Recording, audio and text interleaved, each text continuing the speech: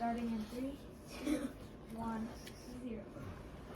Matthias set up a solitary makeshift camp that night. After a frugal meal, he wrapped his habit tight about his body to ward off the chill breeze and settled down to sleep. Alone with his bitter thoughts about the ungrateful shrews, the young mouse finally dozed off. Sometime before dawn, he became aware of movement and sound nearby.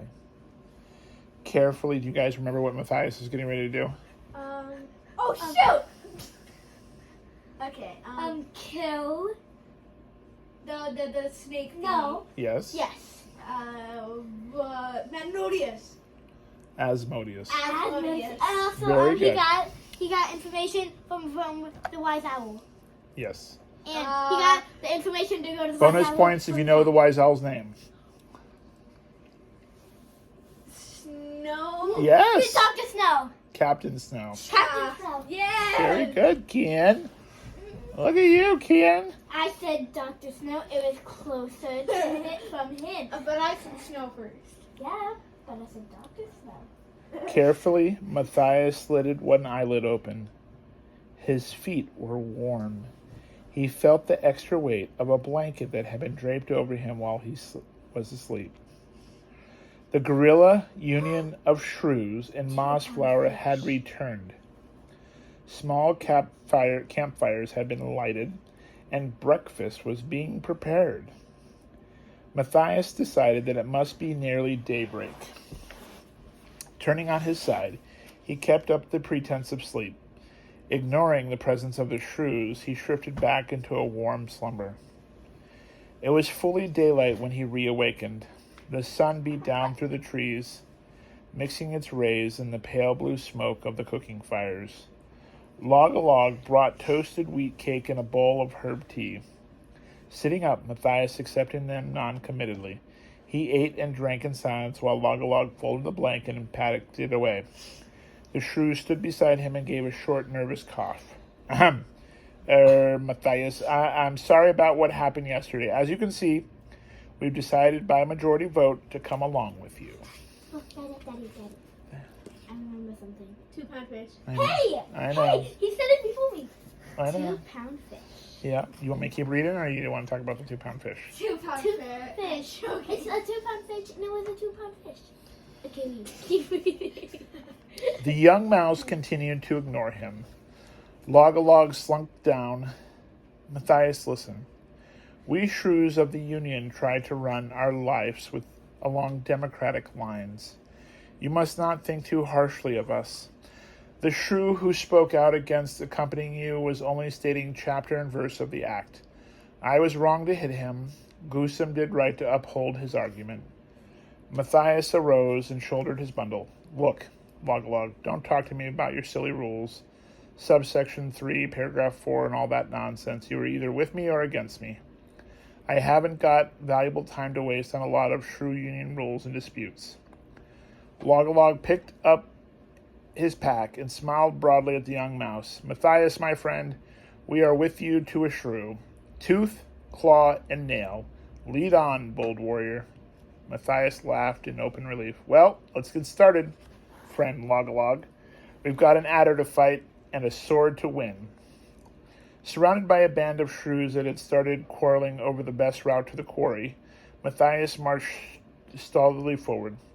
They trekked through the trees, leaving Mossflower Wood far behind, across open ground, giving the farmhouse a carefully wide berth, breaching hawthorn hedges and spanning dried-out ditches through several fields that lay. Do you need to do that instead of listening? Do what? Make noises on the cart. Okay, just lay down. This is part of the thing is relaxing.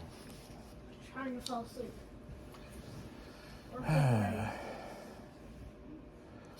Matthias sat next to Goosum during the midday meal.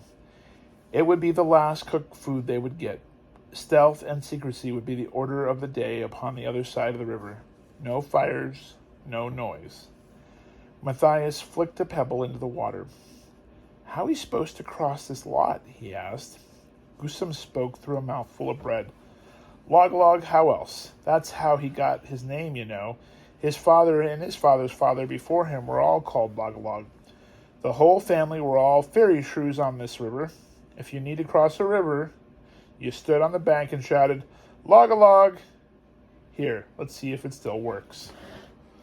Goosum walked to the river's edge. Cupping his paws around his mouth, she called out in a ululating voice, Log.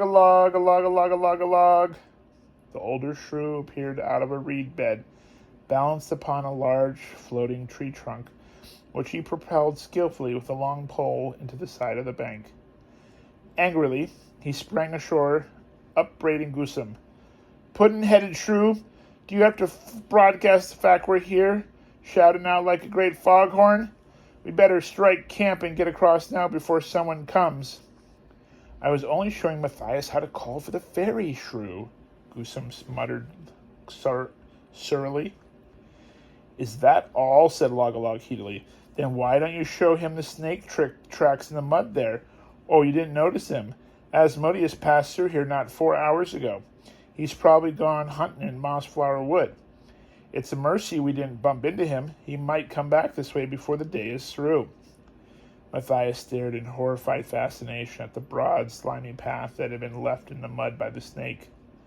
The shrews had all clambered hastily aboard the strange craft. Hurry along, Matthias. All hands on deck, Log hissed. Despite the danger of the enterprise, the young mouse actually enjoyed the ride across the river on the tree trunk. Several of the shrews dug lines out of their packs and fished successfully, amassing quite a tidy little catch before the ferry nosed into the opposite bank with a gentle bump.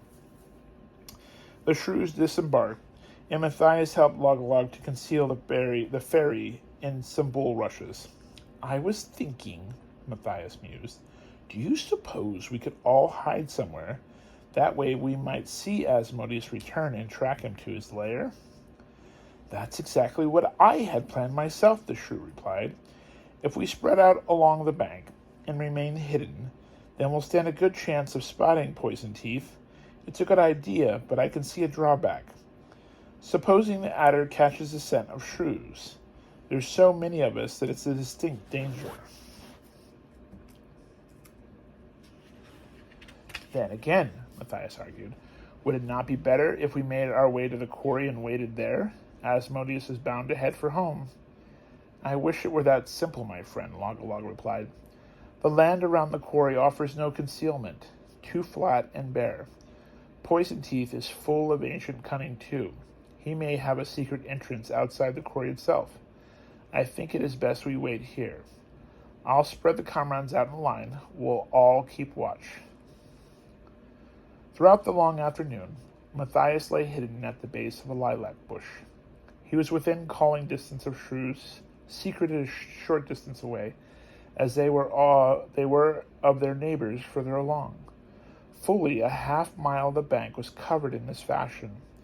Whoever spotted Asmodeus was to report, after letting 1 minute elapse, to Matthias, who was positioned roughly at the center of the line. Goosum and Log were stationed on either flank. The blazing sun hung over the waters like a fiery disk. Matthias kept his sights on the river and the ground in front of him, not daring to move, whether to eat, drink, or scratch. He was forced to endure the unwelcome attention of inquisitive flies and insects that buzzed about and walked across him at their leisure. Often he would focus so hard that his imagination played tricks. A slight ripple upon the water or a vagrant breeze through the grass became Asmodeus. He would blink and reassure himself that it was only a product of his tense mind. The young mouse lost track of time until he became aware of the sun starting to sink in a reddening sky, heralding the twilight. Surely the snake must pass this way soon. As complete darkness descended, a shrew sneaked up through the grass and tapped Matthias's shoulder. What's the matter? Has Asmodeus been sighted? Matthias asked. The shrew pointed out along the flank that Goosum headed. I don't know, Mouse. You better come and see for yourself. I'll go and get Log. Matthias scrambled out from behind the lilac. Something must have gone wrong. Throwing caution to the winds, he dashed along the riverbank. Other shrews left their hiding places and followed him. Gruesome was seated upon the open ground, her eyes wide with fright, teeth chattering madly, her whole body trembling like a leaf. Log-a-Log came racing up. Matthias shouted down, "Gruesome's in a state of shock. Help me. Let's get her into the water." Grabbing Gruesome between them, they rushed her into those shallows and ducked her under the surface of the river. She came up spluttering but coherent. "Giant, poison teeth, the snake Asmodeus. He was here. I didn't spot him until it was too late. He'd taken Mingo, gave him the magic eyes, then bit him and dragged him off. Poor Mingo. Oh, it was horrible, horrible, I tell you, the rotten, filthy reptile." Gruesome flung himself down, sobbing, into the grass. Log-a-Log pulled her roughly to her feet. "Come on. Don't lie there crying, shrew. The adder probably left a good wet trail for us to follow. Where did it happen?" Gruesome ran shakily some distance to the left. She pointed to the ground. "Right here. You see the great slithering marks? Look." The evidence was quite clear. The wet path and the dry grass gleamed in the dark. They followed the trail with Matthias and Log-a-Log on the lead. It twisted and turned tortuously over small hillocks, through hedges and across fields. Even when the wetness stopped, there was the musty odor of death clinging to the ground. At the top of a small rise, Matthias dropped into a crouch. Signaling everyone to do likewise, he pointed downwards. "Look, Log-a-Log, there." Spread out beneath them was a vast, disused quarry. It was as if some gigantic hand had scooped a great hole in the landscape. The shape was roughly oval. The steep, red sandstone sides were terraced halfway around into long, flat shelves. Piles of fallen stone were dotted about amid the defunct workings. The scant vegetation lent the quarry an air of stark desolation. They lay on the edge of the pit, straining their eyes into the dark floor area below. Steadily, Log-a-Log gave orders to the gorilla shrews to retire back across the field where they could rest up and eat a much-needed meal. Only he and Gruesome remained at the edge of the quarry, with Matthias, who settled any further debate by saying, "I'm going down there for a look around as soon as it's light." "If you must go, then we will come with you," murmured Log-a-Log. Matthias shook his head. "No, I cannot allow it. It's far too dangerous." Gruesome, who was fully recovered, spoke out courageously. "You cannot stop us, Matthias. You are not a Union member. Therefore, we are not under your command. The rules clearly state this, so the decision is out of your paws. We go. You and Log-a-Log get some sleep. I'll take first sentry duty."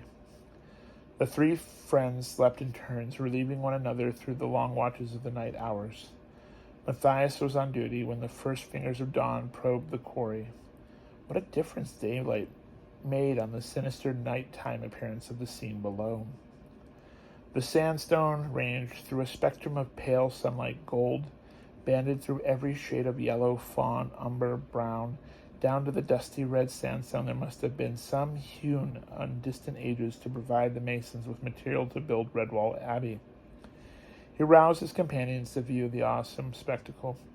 To think that all this peaceful beauty should hide such cold evil, he breathed wonderingly. In silent Indian file, they began the descent. The going was not too hard. There were a lot of handholds and steps, and the sandy rock was quite firm, not at all slippery. It took less than an hour for the three friends to climb down. They stood together on the flat quarry floor, gazing around. "Supposing Poison Teeth decides to hunt today," whispered Gruesome. "I have a feeling he won't," Log-a-Log replied. "Asmodeus got a full day's hunt in yesterday. With the unexpected bonus of poor old Mingo on his way home, he'll probably sleep through today and go out to hunt tonight. So that gives us all day to find out where he is," added Matthias. "Shall we look together or split up?" "Stick together," said Gruesome, as she and Log-a-Log drew their short rapiers. Matthias Somebody took heard us out sleep. his danger.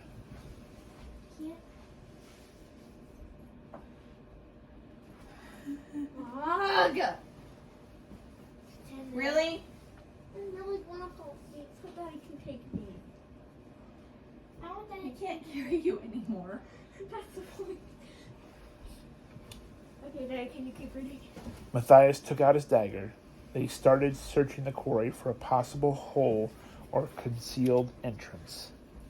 The trio scoured the lower slopes, poking and probing. They inspected the underneath stunted bushes, turned over chunks of rock, crawled beneath huge slabs, always watching keenly for the telltale single winding track of the adder. The silence was oppressive. There was neither bird song nor the hum of insects inside the sunken area. Having crisscrossed the floor, they progressed to the middle terraces, but the results were equally disappointing. All morning they had searched the quarry without any success. At midday, Log called a halt. They sat on a flat table-shaped rock halfway up and shared a hard-tack lunch followed by a canteen of water. It was not a cheerful meal. They each sat with their own thoughts. Finally, Goosum stood up, dusting her fur off. She clapped her paws together in a brisk manner, urging her companions to resume the task. Right. Come on, you two. We've only got half a day left.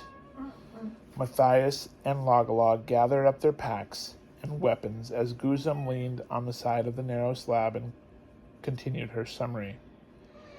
If we search around the top lip this afternoon, that only leaves us the echo of the cry hung upon the still air. Goosum was gone. The narrow slab she had been leaning against swung loosely on a pivot. They had found the entrance to the lair of Asmodeus Poison Teeth. How much longer until it's over? Maybe I can fall asleep between then and then No, I have... it's time for bed. Go. No. How many Take more? your dog to bed. How many more pages till the next chapter? That was the end of the chapter. How did Mama know that? That's not me. I'm going to use the ones I've been using the entire book. Everything's always a cliffhanger. It's a cliffhanger. Oh, Daddy, I'm asleep.